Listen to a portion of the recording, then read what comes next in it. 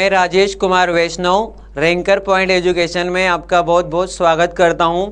दोस्तों, हिंदी व्याकरण के लिए मैं आपसे रूबरू हुआ हूं सीईटी के एग्ज़ाम को लेकर के।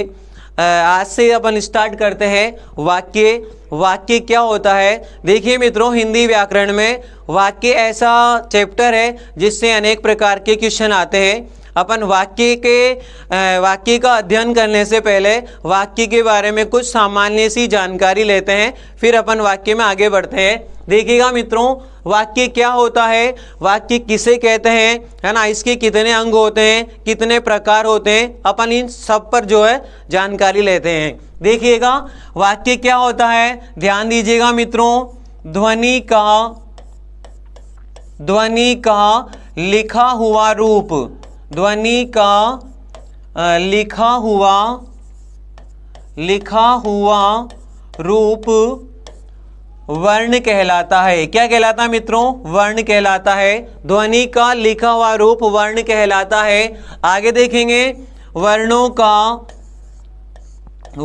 का सार्थक समूह, वर्णों का सार्थक समूह शब्द कहलाता है। क्या कहलाता है मित्रों? वर्णों का सार्थक समूह शब्द कहलाता है। ध्यान दीजिएगा, वर्णों का सार्थक समूह शब्द कहलाता है। जैसे मैं 3 वर्णों को जोड़ता हूं, क प्लस म प्लस ले बराबर कमल शब्द बनता है। कमल शब्द को पढ़ते ही अपन जो है अपने दिमाग में एक बात क्लियर हो जाती है कि कमल का मतलब एक या तो पुष्प होता है या लड़का होता है। आगे देखो मित्रों, वर्णों का सार्थक समूह शब्द कहलाता है और शब्दों का सार्थक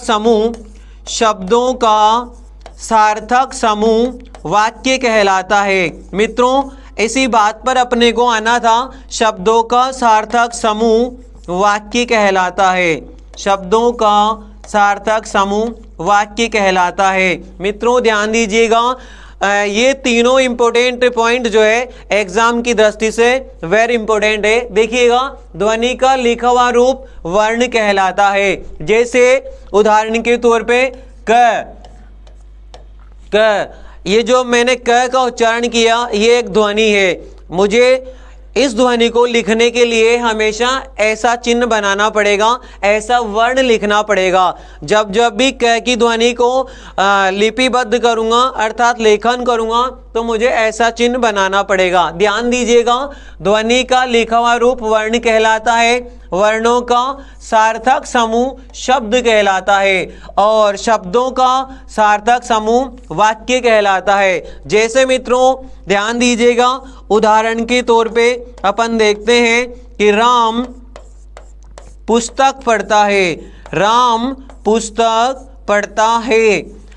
इस वाक्य में 3 या 4 शब्दों का प्रयोग किया गया है, लेकिन जब इस वाक्य को, इन शब्दों को एक साथ अपन पढ़ते हैं तो अपने दिमाग में एक बात क्लियर होती है कि एक लड़का है राम और वो पुस्तक पढ़ रहा है।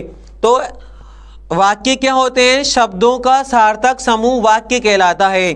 ध्यान दीजिएगा, राम पुस्तक पढ़ता है, यह एक वाक्य है।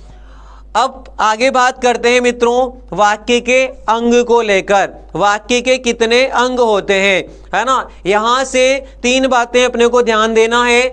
ध्वनि का लिखा हुआ रूप वर्ण कहलाता है, वर्णों का सार्थक समूह शब्द कहलाता है और शब्दों का सार्थक समूह वाक्य कहलाता है। अब अपन वाक्य के अंगों की बात करते हैं मित्रों, जो एग्जाम की दृष्टि से इंपॉर्टेंट होता है और पिछले कई एग्जाम में पूछा गया है कि वाक्य के अंग कितने होते हैं। देखो मित्रों, वाक्य के अंग की बात करते हैं। वाक्य के कितने अंग होते हैं? वाक्य के अंग पर अपन बात करें मित्रों तो वाक्य के 2 प्रमुख अंग माने गए हैं। वाक्य के 2 अंग होते हैं। कितने अंग होते हैं मित्रों? 2 अंग होते हैं, जिनमें पहला अंग है, पहला वाक्य का अंग होता है मित्रों उद्देश्य। क्या होता है? उद्देश्य होता है। वाक्य का पहला अंग क्या है मित्रों? उद्देश्य। और वाक्य का दूसरा अंग है मित्रों विधेय। क्या है मित्रों? विधेय। वाक्य के प्रमुख अंग कितने होते हैं? 2 होते हैं। पहला अंग है उद्देश्य और दूसरा अंग है विधेय। अब जानिएगा उद्देश्य क्या होता है और विधेय क्या होता है।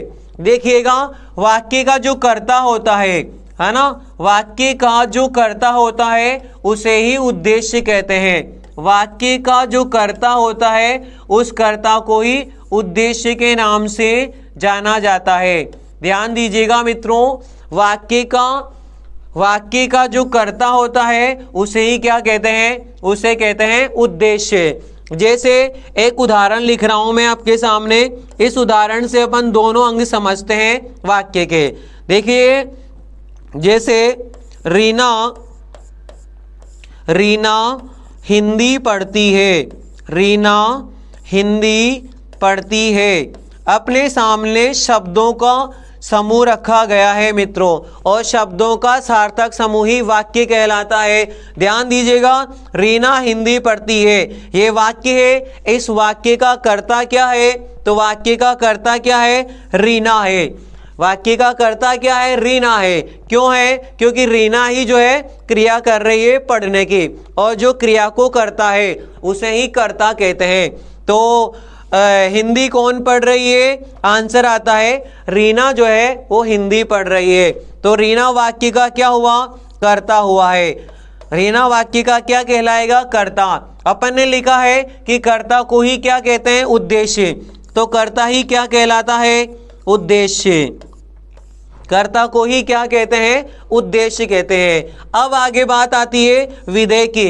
विधेय किसे कहते हैं, ध्यान दीजिए मित्रों, कर्ता के बारे में, उद्देश्य के बारे में, कर्ता या उद्देश्य के बारे में, कर्ता या उद्देश्य के बारे में, कर्ता या उद्देश्य के बारे में, कर्ता या उद्देश्य के बारे में दी गई संपूर्ण जानकारी, दी गई संपूर्ण जानकारी, दी गई संपूर्ण जानकारी विधेय कहलाती है। क्या कहलाती है मित्रों, विधेय कहलाती है। विधेय कहलाती है, विधेय कहलाती है। ध्यान दीजिएगा मित्रों, कर्ता या उद्देश्य के बारे में दी गई संपूर्ण जानकारी, संपूर्ण जानकारी क्या कहलाती है, विधेय कहलाती है। इस उदाहरण से अपन समझते हैं कि रीना हिंदी पढ़ती है। इसमें रीना क्या हुई, रीना वाक्य का कर्ता है और कर्ता को ही उद्देश्य कहते हैं। और आगे देखिएगा, हिंदी पढ़ती है, ये बात किससे संबंधित है, रीना से है। तो ये संपूर्ण बात क्या कहलाएगी, इसे अपन विधेय कहेंगे। क्या कहेंगे मित्रों, इसे अपन विधेय कहेंगे, है ना। कर्ता या उद्देश्य के बारे में दी गई संपूर्ण जो जानकारी है उसे विधेय कहते हैं। तो मित्रों अपन ने यहाँ पे पढ़ा है वाक्य के कितने अंग होते हैं। वाक्य के दो प्रमुख अंग होते हैं, जिसमें पहला अंग है उद्देश्य, दूसरा अंग है विधेय। उद्देश्य क्या होता है, वाक्य का जो कर्ता होता है उसे ही विधेय कहते हैं। और कर्ता के बारे में जो भी जानकारी देते हैं, जो भी कर्ता के बारे में बात की जाती है, वो संपूर्ण जानकारी या वो संपूर्ण जो बात है उसे विधेय कहते हैं। क्या कहते हैं मित्रों, उसे विधेय कहते हैं। अब अपन आगे बढ़ते हैं, वाक्य के प्रकार के बारे में बात करते हैं कि हिंदी में वाक्य के कितने प्रकार होते हैं। तो मित्रों इससे आगे अगली क्लास में अपन पढ़ेंगे वाक्य के प्रकार। आज के लिए बस इतना ही। ओके मित्रों, बाय।